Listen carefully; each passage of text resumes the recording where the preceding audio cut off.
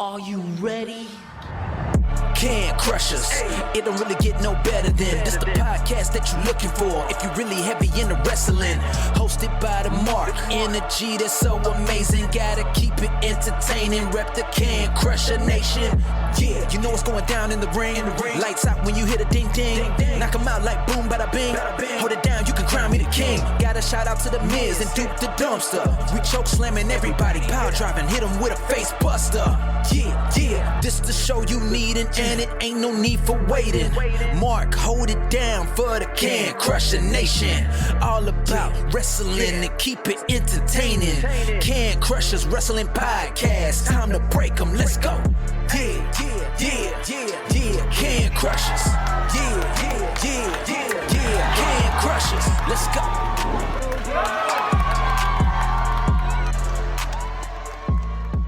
And welcome back to another Can Crushers Wrestling Podcast, the Spotlight Edition. I am your host, Mark the Mark Martinez, and this week we are going to have some self-help for me.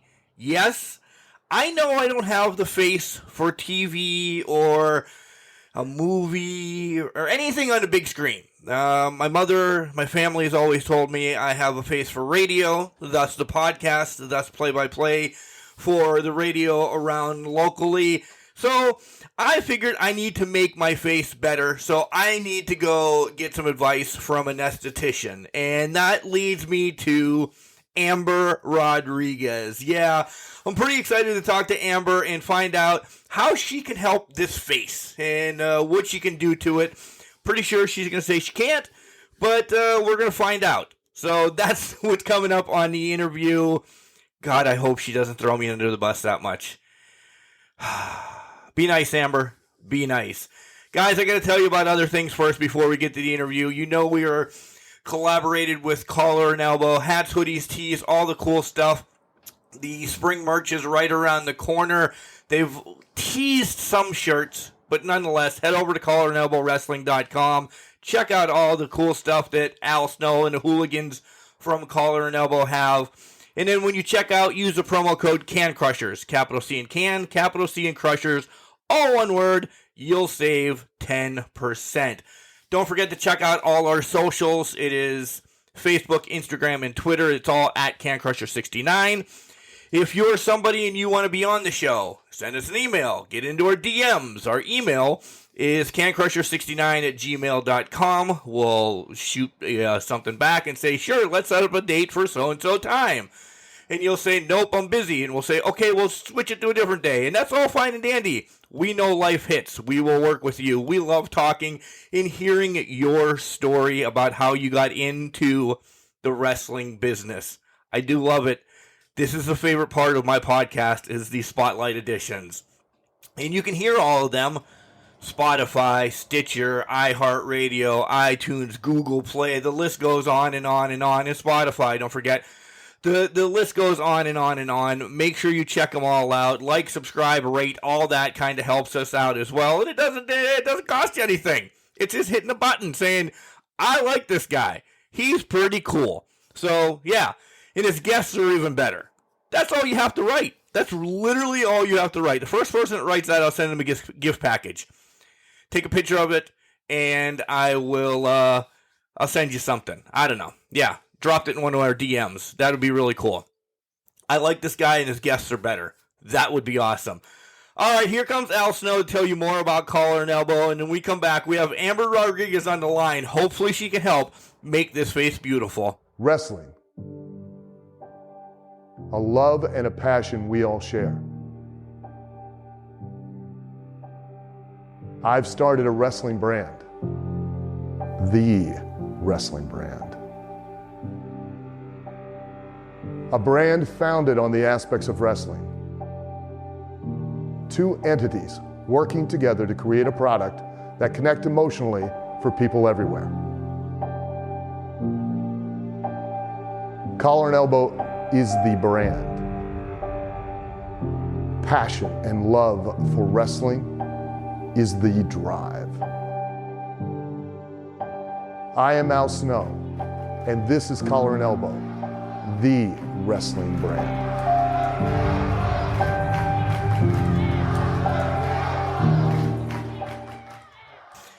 welcome back to Can Crushers Wrestling Podcast. You guys heard how I was going to ask my guest this week for some self-help. And meaning self-help is to fix this face.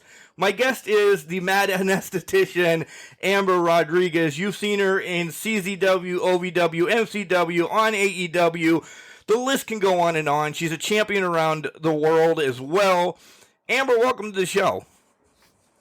Hey, thanks for having me. That's the Mad Esthetician. I said it wrong. Of course.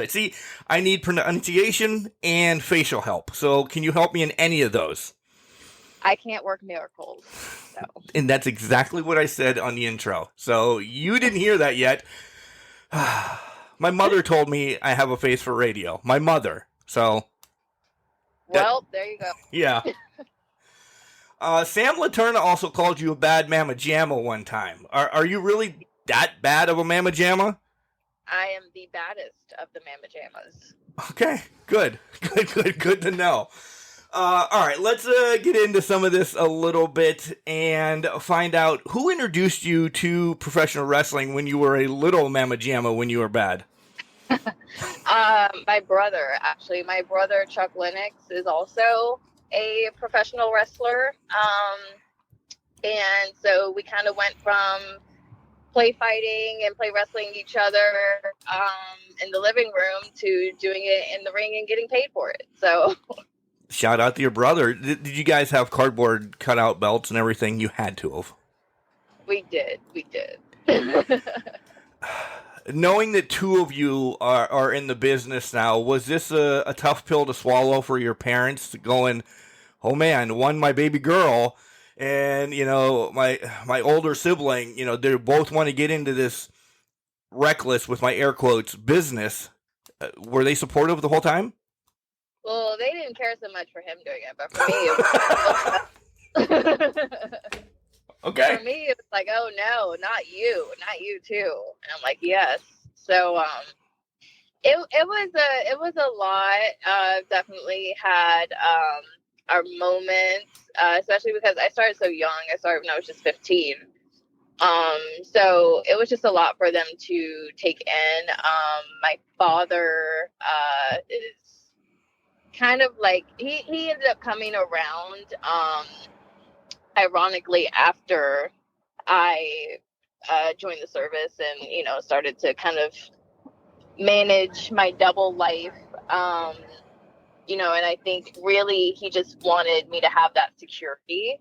And, you know, just, we're not going to get too deep into this, but being a parent myself, I get it. And so yeah.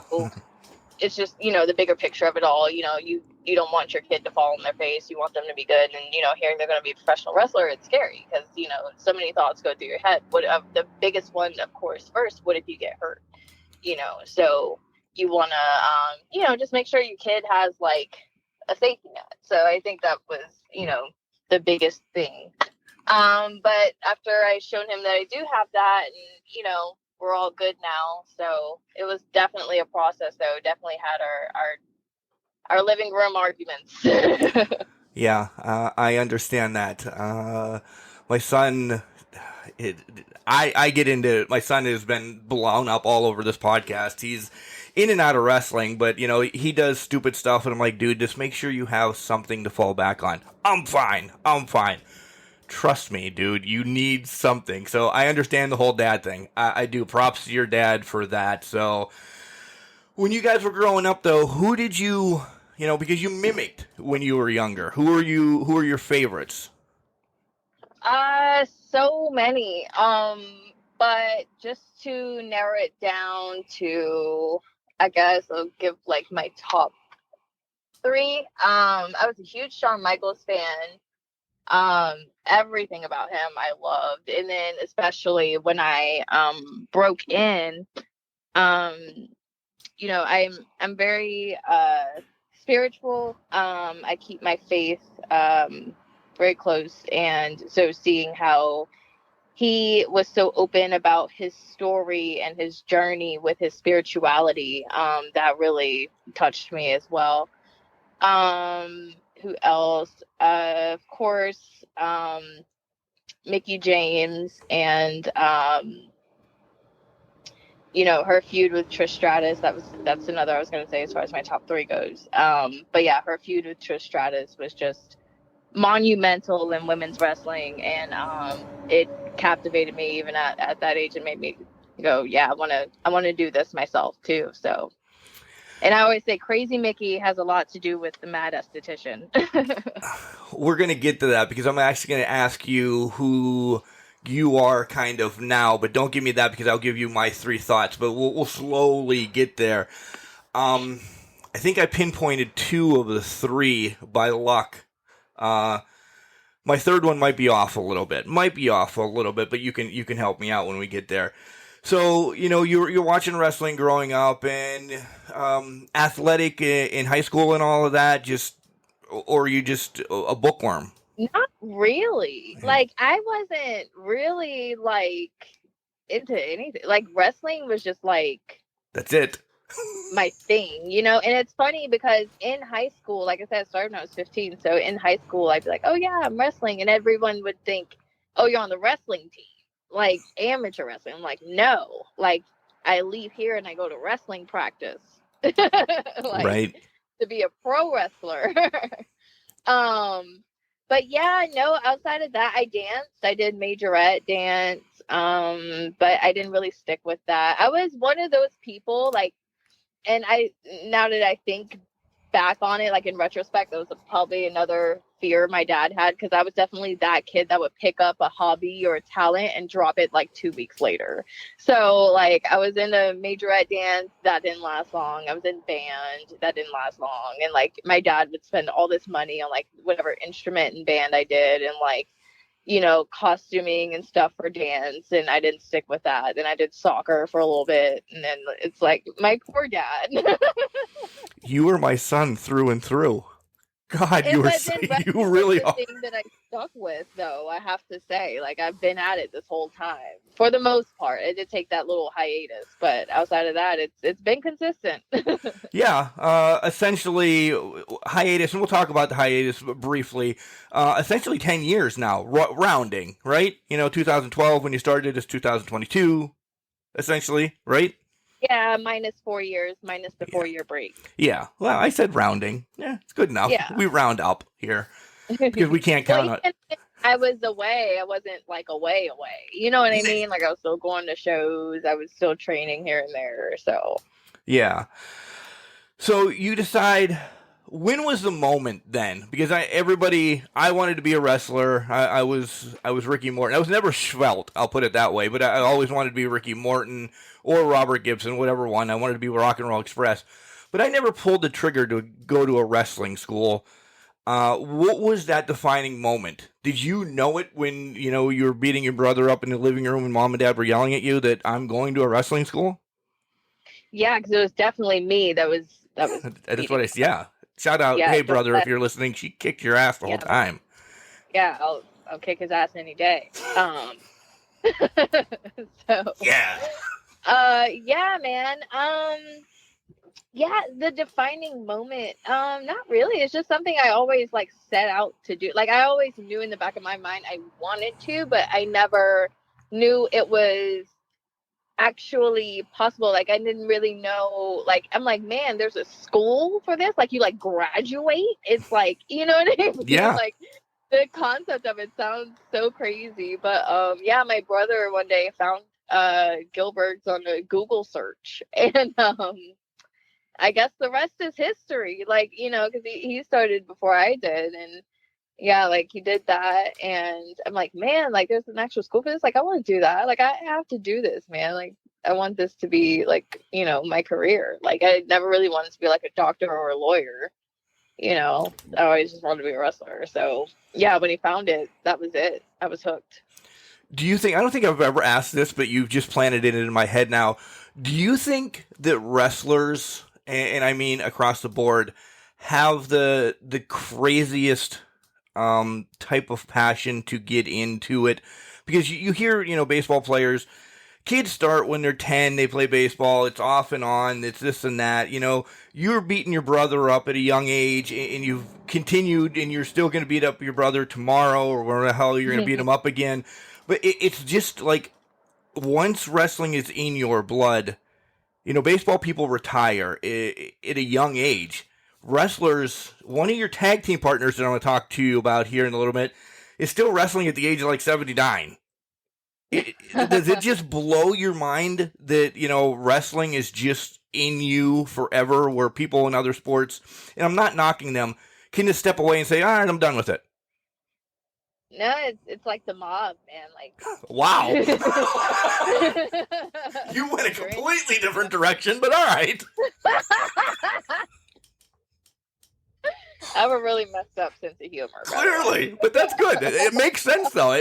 Legit, yeah. Yeah, I mean, there's only one way out. Death. That's it. You're done. So your brother went to Gilbert's training first. We're sliding right past all of that. Your brother went to Gilbert's training first. Did you kind of peek in and say, yep, I'm going to follow him here? Or did you maybe ponder other ones? No, I took his word for it. I mean, we were both aware of Gilbert and his career, so we figured that was, reputable enough to, go and give that a shot. And yeah, then we, lateraled over to the MCW training center once Gilbert's closed, once they closed up shop. So, yeah. Shout out, if you've not listened to the Gilbert episode, guys, it's back there, about 100 episodes. It's pretty sweet. Go back and listen to it. But did you talk about me in it? I don't remember. It's like 100 episodes. I'm lucky if I remember what I talked about Sunday. I'm not going to listen to it if I'm not mentioned. I don't know if he brought you up. Do you want me to be real, or do you want me to lie to you and say you were a star athlete? I don't remember. Yeah. I'm not going to lie to you. I'm an absolute star athlete. He might have brought up your brother, though. I'm thinking. I don't know. No, I don't know. I really don't remember. Really don't remember. Yeah. This interview is over. Yeah, I'm done. When you went through training, though, did you ever have that moment of, holy moly, because I'm sure you're trucking back and forth from somewhere to training, and you're like, high school? That was enough. Chemistry class? Right. From biology? From biology. Well, Maryland, when you were younger, let's just skip that whole thing. When you were younger, there were certain places you couldn't wrestle because you had to have your license, right? So that took a while. I know Kentucky is one of them, dealing with OVW, and there's several other ones, but so you just hung out in Maryland. I mostly wrestled in New Jersey, New York, Pennsylvania, good old West Virginia. Wow, you just shit on our fans there. Thanks, but no. Well, it's not like anyone wants to go there. But yeah, so I wrestled in those places until, I was of age, and I could then get licensed in Maryland. So yeah, it took me a while, but yeah, when I was 18, I finally debuted for MCW, and it was great because, I'd been there that whole time. Just doing like ring crew and whatever, right? Paying your dues, essentially. What's that? No, I'm just kidding. Wow. Yeah.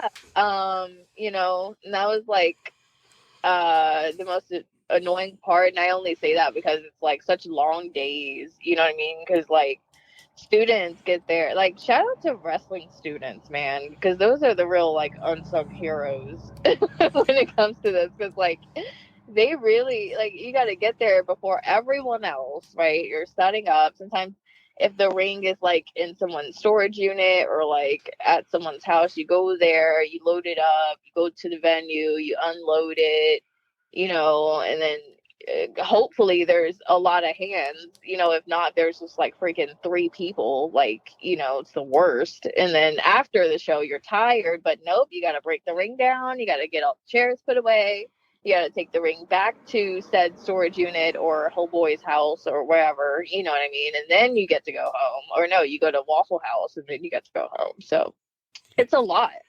It is a lot. It is a lot. And I know a lot of the guys, we know a lot of the guys from IWC in Pittsburgh, and they've given us those stories. Not maybe coming from biology class, but, doing that whole thing in 48 hours, And sometimes it's a day show on a Saturday and a night show on a Saturday and a day show on a Sunday, and it's nowhere freaking close. Or you start Saturday, you don't finish until like 4 a.m. Sunday. So yeah, and you have a legit 8 hours to get to the next venue, and sleep somewhere in the back of the truck during the show, so you don't get to watch the show. No, seriously. Like, I remember when MCW would do like their little tours, it would be like a Thursday through Sunday or Friday through Sunday type of deal. And yeah, man, like I said, those students, God bless them. Crazy. I shout out to MCW. I love Joppa. I've been down there a few times.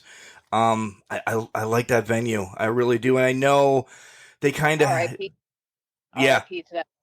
I know. I was just gonna say they had to, shift gears, and I haven't been to the new one yet, so bad on me. But Joppa was awesome. Yeah, a lot of memories. Go ahead. Room. I thought the green room was cool.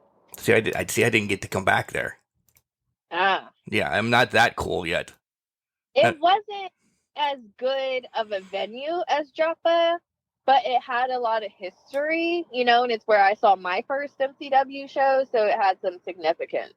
Okay. That and was it Michael's 8th Avenue? Michael's 5th? Something like that. I know it starts with Michael's, and it's like where they had the ladies night out show. Now I know where you mean. Is it 8th Ave? I think it is. Isn't it? Yeah, something like that. Yeah. And because I main evented with Mickey there. I thought that was a cool venue too. You did, and we might as well just transition into that right now in your loser leaves town match with Mickey. Yeah, that was the end of a multiple match feud. Actually, came up with the concept of, as far as how everything kind of panned out with me losing the belt to her, and I sat back and I was like, what if I didn't believe that I lost this belt? You know what I mean? I was talking to Chuck about it one day. I was like, he was like, what do you mean? I was like, what if my character just kind of just went off the deep end and she just does not accept that she believes that she's still the champion. And he's like, oh, you would just come out like you still have the belt. And I was like, yeah. And that's where the invisible belt came out. The infamous invisible belt. And so, yeah. And I was talking to Mickey about it the next show, and she loved it. I love Mickey and how much she's willing to assist and give back and just spread her knowledge. And I learned so much from her from that feud, and it just kind of took on a mind of its own. And then, a little breaking the fourth wall, but I had signed my military contract. And so, it had to come to an end. Not just, the feud, but me wrestling in general had to come to an end. So that was the concept behind that, the loser leaves town. I already went off the deep end. How about I just put everything on the line, my career, you know what I mean? That's what a crazy person would do. So it just made sense.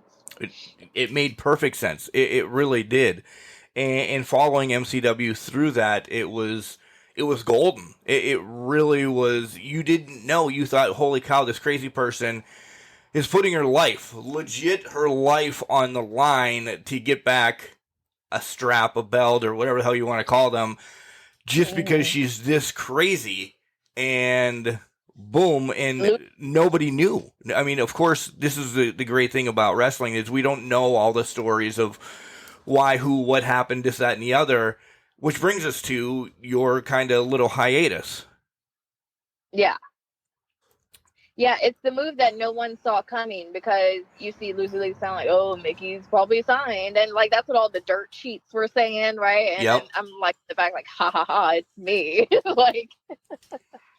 I'm done. At least I thought I was. So yeah, I signed my military contract, and I served on active duty. Actually, just separated from active duty recently. But yeah, it wasn't until 2019 that I was out in California on assignment, and there was a training center nearby. And I'm like, oh, what a coincidence, right? So I went and trained there, and it was like riding a bike, because I hadn't wrestled, from the Loser Leaves Town in 2015, up until 2019, because I wanted to come back earlier, but I had my baby. And then between having my baby and serving on multiple deployments, it just didn't work. But then finally I got into a position where, I wasn't going to be deploying really anymore. Kids a little older now, and, can handle being away for, a weekend here, weekend there. So, yeah, I had trained out in Cali, or started training again, and it was like riding a bike. And I was like, what if I take a booking again? So when I got back from Cali, I got my orders to good old Alabama, Mobile, Alabama, and I had took a booking for Elevate Pro out in New Orleans. Shout out to Miss Boss Brittany Houtland. She was really, I don't know the term, but she played a huge role in my comeback and taking bookings again. She opened Elevate Pro to me, and not just taking bookings there, but her school. So always grateful for her for that. And yeah, I guess the rest is history. First and foremost, I want to say thank you for your service, everything you've done for me and the country. That's amazing within itself, that you legitimately paused your life and just said, nope, I'm going, I'm doing my due diligence, and going to serve the country. So thank you for that. The most random thing I've ever done. The most what? By far, it was the most random thing I've ever done in my life. And you're on a wrestling podcast to say that. Right. Why do you say it's the most random thing you've done? Is this where the dad kind of issue comes in, without getting too far, to make sure your shit's in gear? Yeah. My dad had served. So it was, also me continuing his legacy and kind of walking in his footsteps a little bit. Because he did sit me down one day and it's like, because I was at kind of a peak in my career. I was working with a lot of names. I was getting a lot of other opportunities for some major companies. And then, he's like, hey, I don't want you to think that I'm not proud of you or that I don't care. I know this is very important to you. However, it can, as far as the long term goes, what if you get hurt? And kind of like how we talked about earlier. And, I didn't finish school. I didn't finish college. So, he's like, why not take a break? Wrestling isn't going anywhere. Why not take a break and do this for yourself, work on yourself, and then come back to it? But, when you come back to it, you'll always have this in your back pocket to fall back on, as far as like the benefits goes and, long term. I mean, when you join the service, like, you play your cards right, you could be set for life. I mean, there's just no doubt about it. Right. My dad's a living example of that. And so it made sense. And I was very young, and it made sense. And then no one wants to end up like Mickey Rourke from The Wrestler, right? Like, exactly. No one wants to end up like that.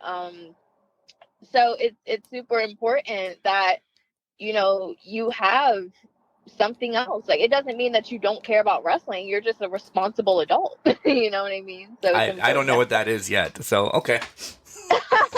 Me neither, but you get what I'm trying to say. Like, it's just a good thing to have something, because whether you want to or not, like, no one can do just one thing like forever. Like, either like we're all gonna die, right? Or like maybe you seek interest in something else, or what if something happens where you can't do this one thing anymore. So it doesn't hurt to have something else going on for you, you know what I mean? To where even if it's after I can't do this one thing anymore, now I'm going to pick this up, Yep. So, Again, it's exactly like your dad said. You have a net.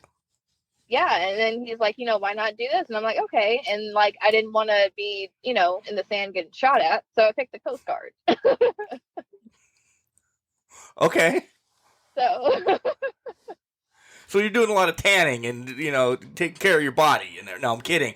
I don't know crap about that. I wasn't in it. Don't send hate to me via email. Don't send hate to Amber. She didn't say it. It was me. Don't. I support the Coast Guards and everybody else. God, I buried the podcast real quick. Sometimes there's no filter, Amber. Friendly jokes. Yeah, friendly jokes. So we talked about all that. I don't know where I was going because you kind of just stole my notes for a second, but that's okay. You go to the Coast Guards, you come back to wrestling, and you talked about how it was like riding a bike again, but you've transitioned over the last little bit as well of who Amber was to who Amber is now, da-da-da-da-da, and this is where I'm going to come in and say, all right, these are the three people that I see Amber now is. You made reference to Crazy Mickey. Yes, that's number one on my list. I knew Mickey had something to do with you when you guys were having that match. The matches in MCW. I didn't know how much of an influence Mickey was to everybody across the board. I know she was essentially a pioneer as well. But now you hear the stories of her showing up on Impact and NWA and da-da-da-da-da, every place that she is, everybody's now opening up the Mickey being amazing. She's always been one of my favorites, but I didn't know she was so giving. And it's not a slap in her face. You just didn't hear it, I'll put it that way, because she was so busy doing other things, she didn't have time to sit down and chat with idiots like me. So, oh, no. So my first one was Mickey James. I definitely see Trish Stratus in you, especially when you were queen and you were very regal and elegant and everything. I saw a lot of Trish. And then my third one is the one that's going to might throw you for a loop. You're hard-nosed bitch, though, as well. And I mean that with all respect. I see a lot of jazz in you. Yes. Yes! All right, good. Oh, man. I'm actually going to see her this weekend at the Dog Pound. Really? So March 26th, catching a Dog Pound Championship Wrestling. There you go. A lot more to come in the near future, and we'll get there. We'll get there. By the way, every time we say we get there, it's a drinking game on the show. They take shots of something or other, by the way. We normally drink during the show, but it's a little bit early in the day to start drinking. But the people listening to the podcast can drink whenever the hell they want to. So, man, I didn't get the memo. Brian didn't tell me that. Well, you're also driving, right? So that's probably a good thing that you're not. Yeah. I could have pulled over. Let's get to know Amber a little bit personally, besides bringing down all the walls. I want to know what you do when you're not driving from here to there and there. Like, you have a legit off day. What... Do I? You have to have at least one a month, I would think. And again, we're not going to talk a lot about your daughter or anything, but like just to hang out with family and stuff. When you get those days, do you just relax? I don't know what that is. I hate you. Me too. I don't know what that is because, like, I am legitimately. It's not just a gimmick. I am actually an esthetician. Right. I have a business. I have a skincare line. Yeah, I don't know. The last time I hung out with family is when I was arguing with Brian over the phone because he didn't tell me what song he was going to use for my story, and I didn't like it.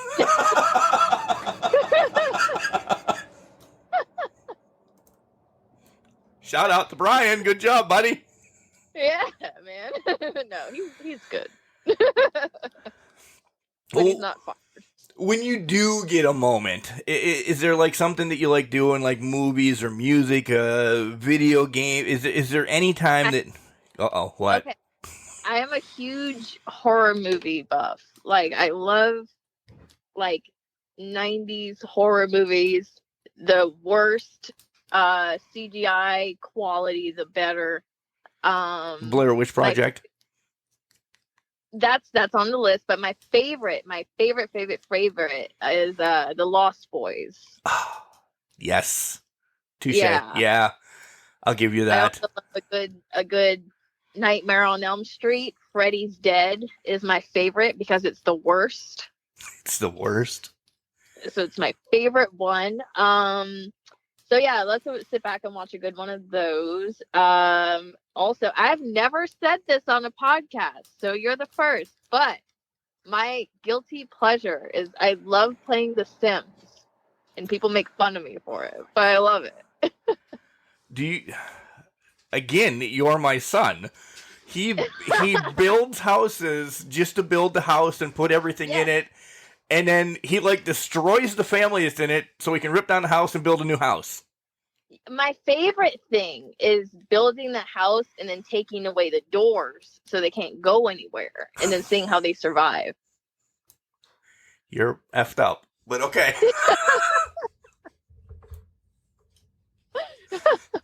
Nice.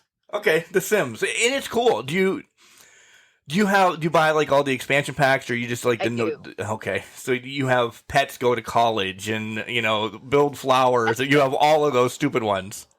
Yeah, I'm so invested. I waste so much money on this game. It's okay. I understand. I'm a sports guy. I bought the new $125 WWE 2K. It's already corrupt. I've already have money into the new baseball game coming out. Yeah, so I understand investing way too much on video games and stuff like that. It's a needed break, right? It's just boom when you do get that minute. Yeah. All right. Sociopathic question is how do you eat your cereal, and what's your favorite cereal? This is a stupid question that started about 6 months ago. You fucker. Milk. Do you really? Milk goes in first, and then the cereal. Are you serious, or do you know this? You've heard. Oh, my God. I'm completely serious, because I need to measure out my milk, because milk is getting expensive these days. I understand. I understand that, but how do you get the ample amount of cereal in then? It's a guesstimate. The cereal is more of a topping to the milk. And then you get cereal milk. You know what I'm talking about? After the cereal's been in there and then you drink the milk. I do. Yeah. Normal milk or oat milk. What milk are you using, Princess? So I get Lactaid. That's actually really good. I'm not going to knock you for that. Yeah. Yeah, because my kid doesn't do lactose, and so I just, out of support for her. The whole family doesn't now. Cut it. Yeah. You're a good mom. Yeah. And so, my favorite cereal, I don't know. It's between CT Crunch and the chocolate Cheerios. Okay. I'm a Fruity Pebble guy, but I'm not going to knock you for either one of those because they're both good. They are. They've been in the house. I hate Fruity Pebbles. Say it. Go ahead. Fruity Pebbles are horrible. As soon as they touch the milk, they go flimsy. You know what I mean? It's soggy. Exactly. Then you can just shovel them into your mouth and you don't have to waste time eating. Oh no. How is it? I don't live to eat. I eat to live. You just done. Eating is waste of time. I have podcast interviews to do, video games to play. Eating this engulfs too much time in my life. It's my favorite thing to do. I love to eat. I can't wait until I'm done wrestling and I don't have to keep up appearances, and then I'll be on that show, My 600-Pound Life.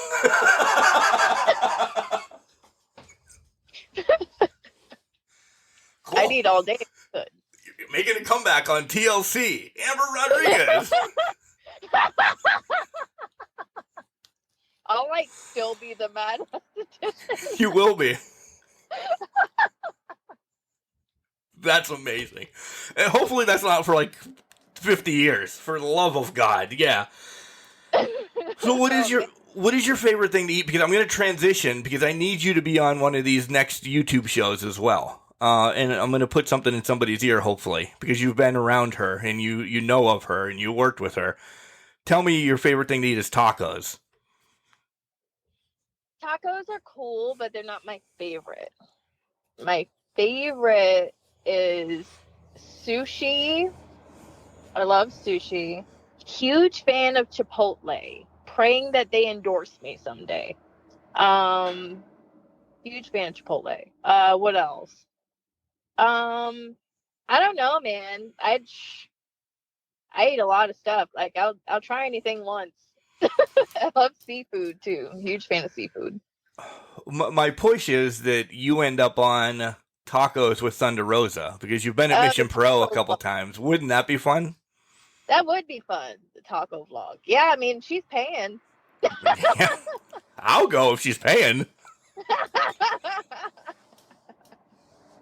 Congrats to her, by the way. Okay, yes, I agree. Even though Britt Baker is legit a 25-minute away drive, hometown girl, we love Britt Baker. Thunder Rosa. Britt had her due, and I will tell Britt to her face this.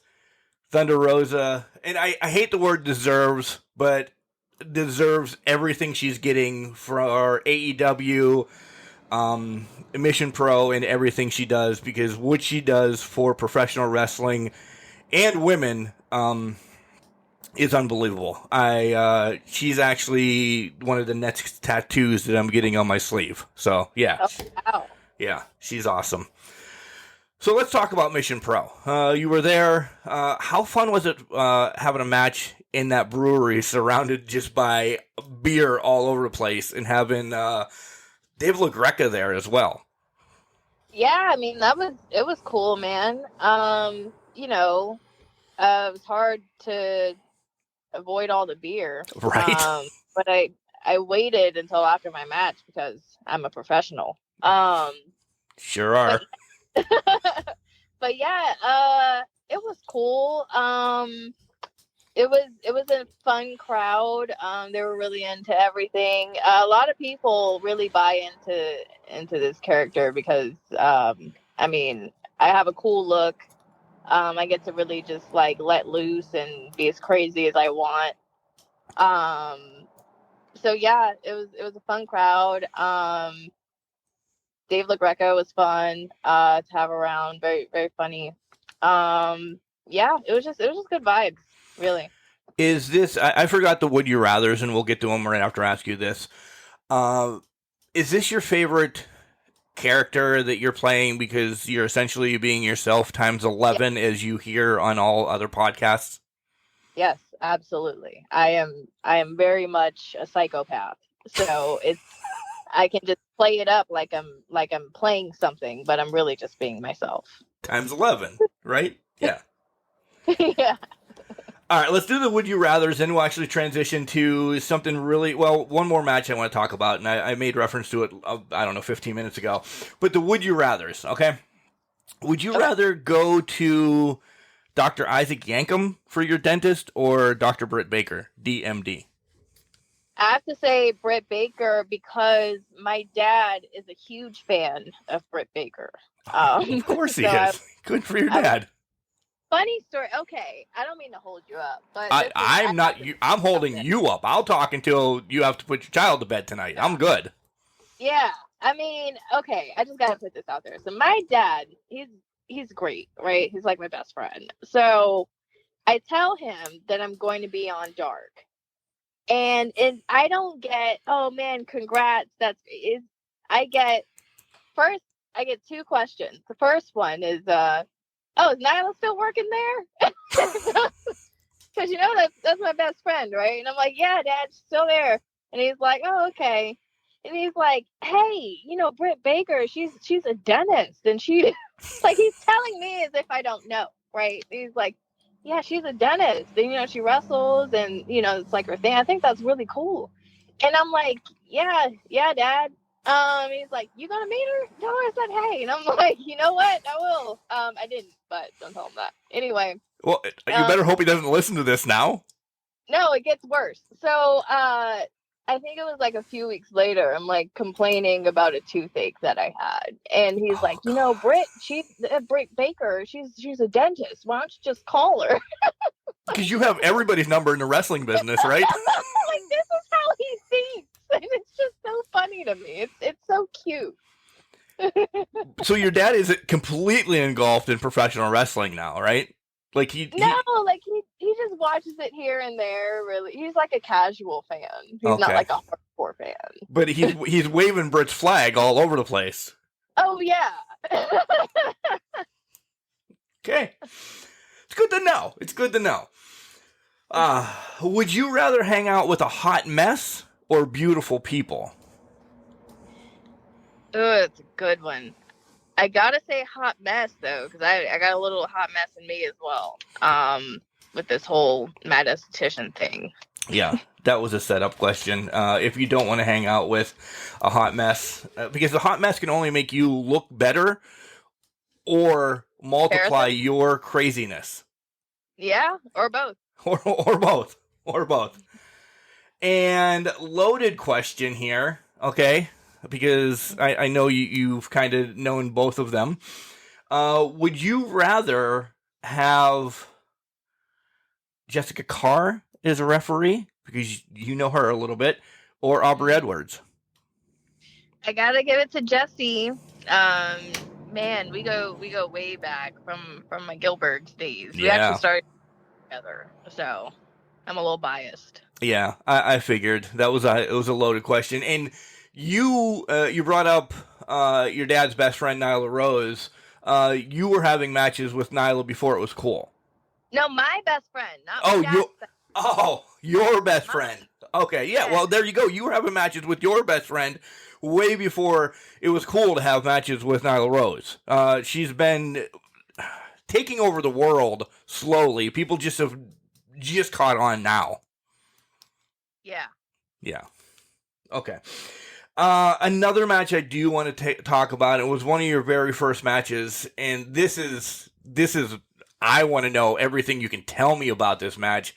How the hell was it teaming with Jimmy Valiant, the Boogie Woogie Man? Because that's my childhood. Yeah, man. He's great. He's great. He like, you know, really wanted to take things like at a slow pace. Like it really taught me a lot about not having to do 10,000 moves, but you can really tell a story by, you know, just it's not always about the moves. Sometimes it's what happens in between the moves, you know, and that's what really like working with him brought me, if that makes sense. No, it's just, you know, the story essentially then. Yeah, like he really broke down storytelling, and you know, he wanted to have like more of a comedy kind of match, and like just the way he broke it down to us was just amazing. And you know what I mean, like you can't put a price on those kinds of lessons. Like, so that's definitely something I keep with me to this day. So with that, I probably know the answer to this question. Describe your like perfect match. It doesn't mean to be yours, but I mean like something that you would not miss if it's on TV, and you would probably go back and rewatch it because it's the perfect match that you've ever seen. Or have you seen it? There is no perfect match. Thank you. Thank you. You were the first person ever to say that. Thank you. What's that, man? And I always say, if the Undertaker can have a botch, it's fair game. Like, it's fair game. Right? Exactly. I'm glad you said that. That makes this podcast and myself happy tonight, because everybody's like, well, it's got to be a little bit of this, a little bit of that, and a little bit of... But does it? Does it? And then another thing, like, and at this point, I'm just going on an old vet rant, but like, the thing is, wrestling is art. You know what I mean? Like, there is no perfect match. There are matches that maybe you're satisfied with, matches that you think are good, matches that you may even think are great. But wrestling is art. It's up to interpretation. What is great or quote unquote perfect, I use that term loosely, but you may pull out this match and be like, hey, check this out, and I may completely rip it apart and I think it's god awful, but you think it's like the best thing you've ever seen, and like vice versa. Like, that's the thing about wrestling, there's a little something in there for everybody, you know what I mean? There's no specific style, no specific construct to a match that's like, this is just the key formula, go by this and everything you do will be perfect. Like, no, you may do the complete opposite. You may play around, you may test those barriers, and you may pull out something even better. So it's all really up to interpretation at the end of the day. I love how you said wrestling is art. I always have said that as well. So you put that in perspective that some people, a lot of people, think the Mona Lisa is one of the greatest paintings in the world. I think it's stupid. It's just a woman that's looking off into who knows what, and she's a little cross-eyed. But you know what I mean? Like, right. Other people, like you said, they think it's like amazing, and you know, it's art. That's what art is. It's up to interpretation. Exactly. All right, so there's something big coming up here in about, I don't know, 8 days, 9 days, and I'm really excited to see it. I'm really excited to watch it. April 2nd, you're going to be part of the Sherri Martel Classic on Fite. Guys, we have a Fite code, all that. You know where to find it. I'll post it again the day of. Make sure you go out and buy this.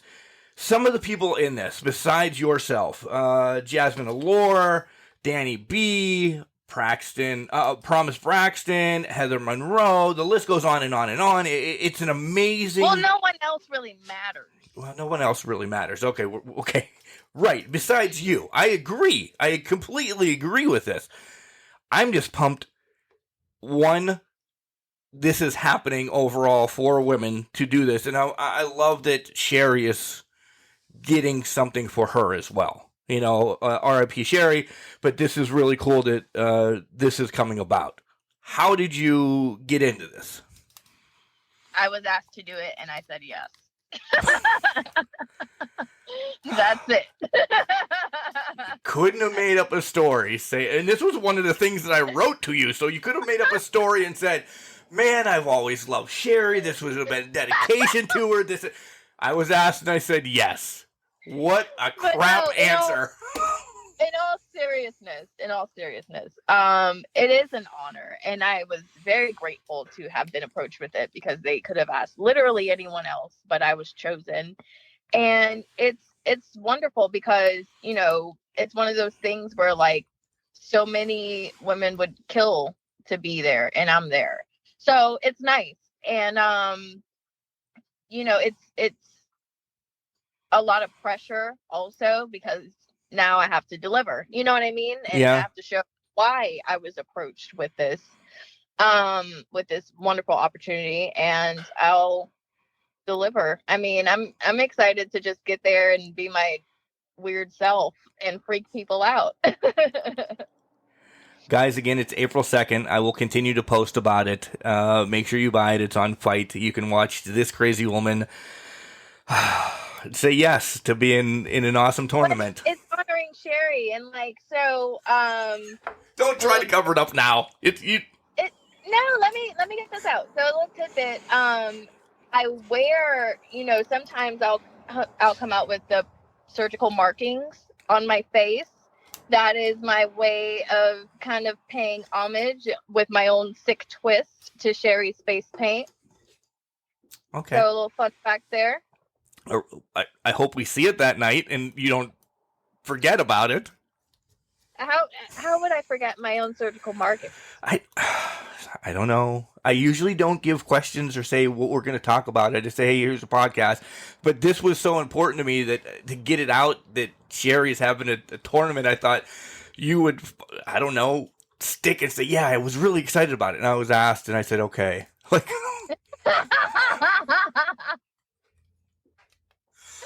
I gave you a note at least. Like, you could ask anybody else. I don't give crap away. What are we going to talk about? Because I want it just to be a conversation. I put that in the note. on, I don't know where the hell we talked, if it was Instagram or whatever, but I'm like, can we do this? I want to talk about this. I thought that'll be a plug for her to really talk about this. Nope. I cannot pass up an opportunity for sarcasm. Good. Well, I'm glad. You can tell this has been a blast. All right. So goals for this year and then 5 years. Goal for this year. Honestly, I hate to sound cocky, but I've accomplished a lot. Like, I have a huge opportunity right now in the works that unfortunately I can't disclose on this podcast, but I am gonna say download Paramount Network, wink wink. And yeah, just, with this classic, I mean, I'm blessed, man. Like, business is booming and I've been blessed with such wonderful opportunities. But 5 years, I want to be a household name. You know what I mean? I want to be a household name. I want to be wrestling on TV every week, holding someone's prestigious championship belt. Taking my esthetician career, my skincare line to the next level along with it. And just living the dream, me and my baby girl. Aww. See, that's what I like to hear. But it wasn't any of the wrestling stuff. It was you and your baby girl. So yeah. You're a great mom. I love you for that. Wrestling always has. This is the one deep question that I hate asking, but I do love to hear everybody's answer. Wrestling always has a stigmatism around it. Have it be this, that, or the other about males and females, or non-bis, or color wars, or anything stupid like that. And I really mean stupid, because wrestling is. My wife just bought me a sweet ass is what it came to my mind. I'm sorry I'm being a potty mouth. That's just me. A sweet wrestling shirt that's got all the colors and everything. It says wrestling's for everyone, and it is. Wake the hell up, people. But what is if you could wave a wand over and get rid of something that is old against news, youngs, rookies against veterans, what is the worst thing that you see in wrestling? Essentially, is what I was getting to. I feel like, honestly, it has gotten a lot better. I mean, it has. We saw 2 Black women main event WrestleMania, which is like unheard. I never thought I'd live to see the day.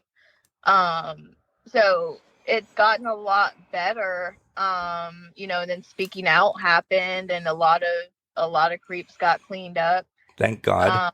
All of them, but a good chunk of them, I'd say.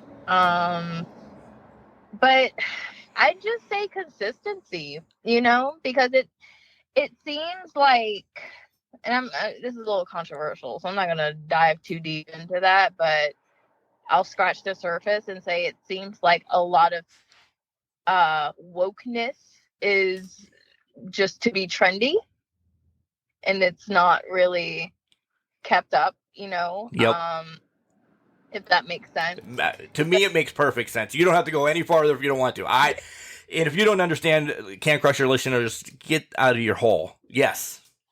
Yeah. I don't want you to get yourself in trouble. I agree with that. It's the hip thing to do that month. Yeah. F those companies as well. Mm-hmm. What's the best advice you've gotten from anybody? Either, pre-break from, I'll say Gilbert, or after break from, Thunder, or anybody else that you've worked with. I mean, you've been in with Lita as well, and Mickey, and da-da-da-da-da. Who's given you the best advice in this crazy wrestling business, and what was it?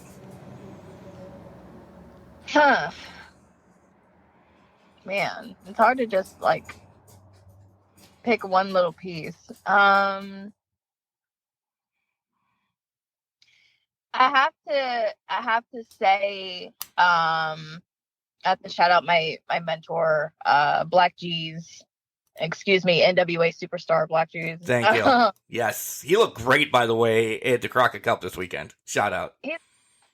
But no, just he's always I guess expressing how proud he is of me that I stayed true to myself. The fact that I don't sell my soul for opportunities, or like what you see is what you got. Like I may shuffle some things around according to for the sake of the storyline or whatever, but for the most part I've never put myself in like a degrading position, and that's something I've always been very proud of. That comes back to me, what you just said, that comes back to major like family values and everything, that essentially, you always have faith and you have spirituality in your life. And I think that's, so I'm going to shout out, to mom and dad for that. Right. Mm-hmm. So yeah, just as far as like, that's the biggest thing.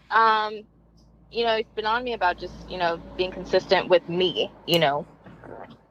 before anyone else. All right, last one, and then I want you to sell your stuff, everything that you whatever. Did you have your dream match yet? And if not, who, where, and what stipulation? You know what? Me and Mickey was one of them. It was up there. It was definitely on dream match level. Right. But I don't think I've gotten that feeling yet when it's like, this is something I've always wanted and now I have this match, and like does that make any sense? Perfect sense. Because like with Mickey, it was definitely dream match level, but I feel like I wasn't fully realized, not as a character or just I hadn't really come into my own yet. When now I feel that I am fully realized, I feel like I have kind of come into my own. I'm very comfortable with what I do. And so with me being on this level that I am now, I would love to have that match with her again at this stage in my career. It wouldn't even have to be any crazy stipulation. It could just kind of be like one of those full circle matches, if that makes sense. Yeah. What else? Where? I said on where? Yeah. Maybe MCW for the consistency. Yeah, I was hoping so. For the consistency. Yeah. Another thing, and this isn't even with anyone in particular, but I've always wanted a match centered around this character, like an operating room match. Oh God. Yeah, when it's like all my tools and stuff, like my scalpel and stuff like that. How about you and Holodead then, or Holodead, or oh crap, she just AEW Undead. Why did she leave? Abaddon? Yes, Abaddon. Thank you. Yes. You could dissect her. See, I was thinking Sue Young. Oh, yeah. Damn it, how did I forget her? Yeah. But yeah, me and Sue go way back. But she's one of the people that we go way back, but we've never crossed paths in the ring. Yeah. Either one. Any of those three. I'm engulfed into how you're going to pull off. Well, let's just say with the pandemic matches that happened, Undertaker's the Swamp match and the whole Money in the Bank thing that happened in WWE, those not theoretical, the movie matches. Why is that word slipping my mind? I should be drinking now. But you know what I mean. The theater type, you could do that in a theater type one. That would be awesome. Oh, yeah. Somebody needs to book that. Like a cinematic situation. That's the word I was looking for. You are a genius. Cinematic didn't even start with a T. Amber, this is your time. What didn't I ask you that you want to bring up before you tell socials that you don't run or do anything with? Tell Brian. Or do you want... Breaking kayfabe, man. What? Breaking kayfabe. Oh, you didn't earlier. You said it. Absolutely me. Oh, it's absolutely her. I misspoke.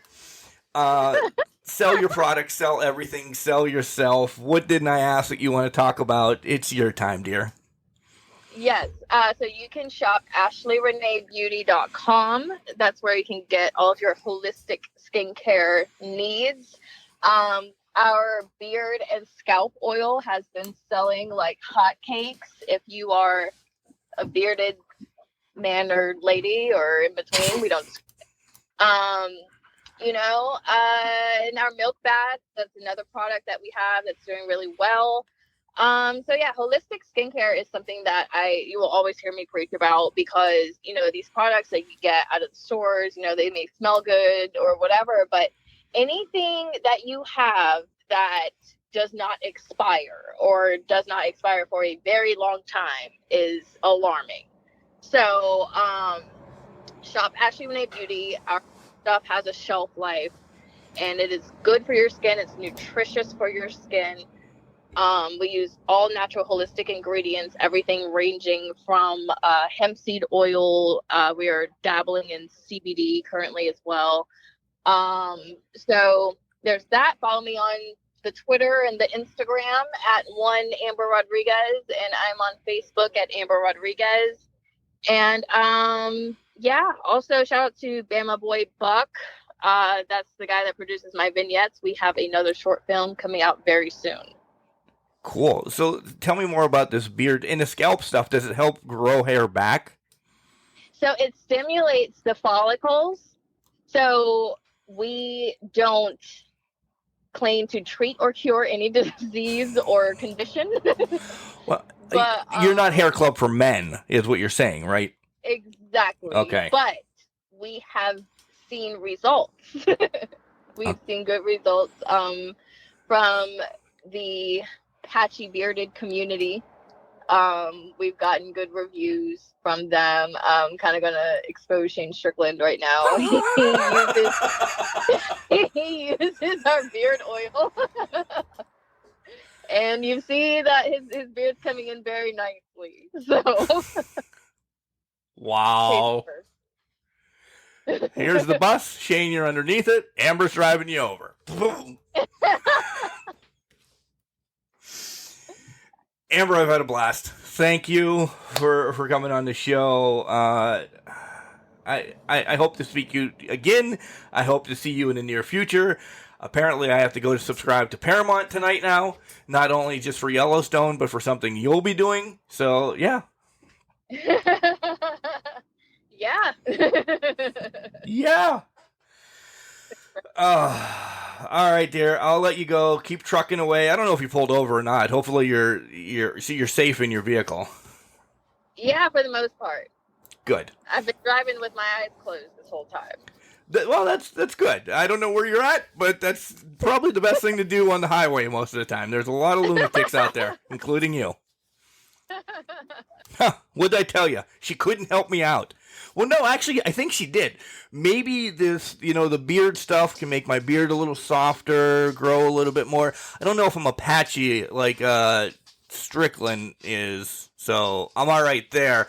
But the follicles on top of my head, they're a little lackluster, so I'm going to have to look into some of Amber's stuff. What a great interview.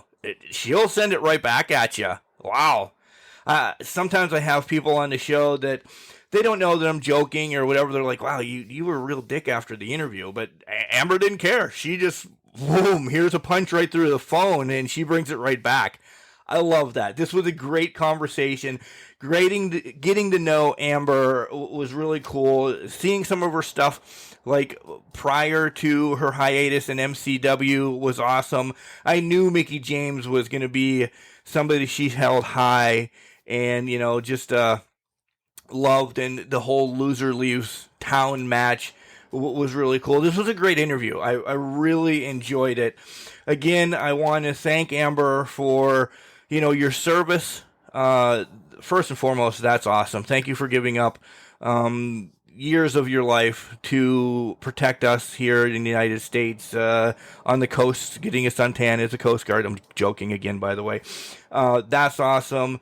Congratulations on everything you do. And then when you do get that moment, once a week or once a month, like we were joking about, and you get to hang out with your little baby girl, take that time, because it's so precious. That means a lot. We didn't deep dive into that because that's her personal life, but she let us in a little bit, and to knowing that she's an amazing mother warms my heart. So guys, make sure you follow Amber on everything. Make sure you watch the April 2nd Sherri Martel Classic on Fite Network. Again, I'll put a code out there that you'll be able to save money when you do it. When we get that code, it's on Fite Network. It's always great stuff there on Fite Network. So again, thanks Amber for coming on again tonight. It was a blast. Guys, remember, just because you're trash doesn't mean you can't do great things. It's called the garbage can, not a garbage cannot.